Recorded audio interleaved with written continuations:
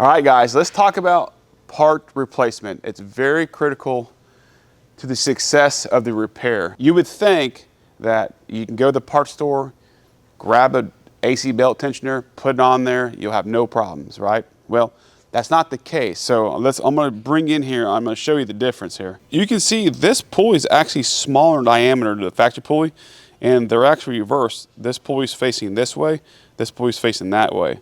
So, and just the whole casting is completely different. So, I mean, this thing's, who knows if the depth's the same? Yeah, the depth's a little bit different too. So, yeah, be careful what you're buying, guys.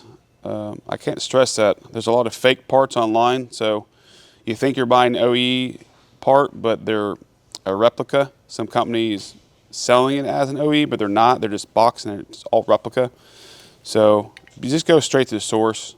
I know it costs more, but is it really worth the headache putting cheap stuff on your vehicle, guys? Put on there what you know is going to work the first time and be done with it. So this one here is the factory. I got it straight from GM.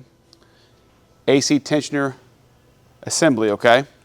This is the one that was on the vehicle that just put on from another shop, okay? Just had this installed. It maybe has 500 miles on it, if that.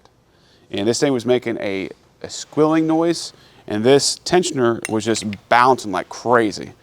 There's a spring in here that absorbs the tension of the belt, of the rotation, to keep the belt a constant tension on it so the belt's not going nuts, which will make noise. So, you can see there's a huge difference between the two, how they look.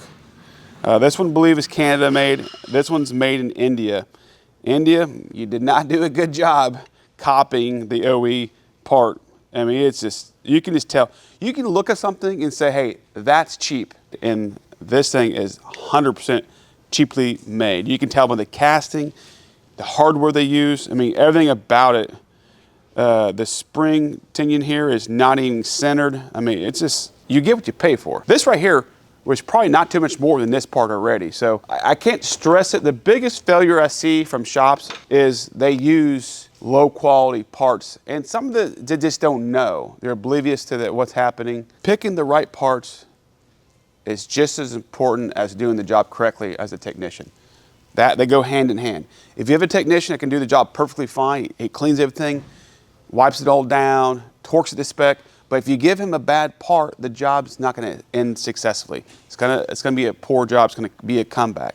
So you gotta give him a good quality part for the repair to last if he's gonna do his job. And so I just wanted to bring it on there because I'm seeing it more and more. Aftermarket companies are just not making parts to quality. They're subpar. So I stress, go to the factory or go to OEM, which is a provider to the factory parts only. If you want to have a successful run repair shop, or if you're a DIY, same thing. Go to the dealer or find out the company that makes for the dealer. Put those on your vehicle. You'll have a successful repair. To the next one. See ya.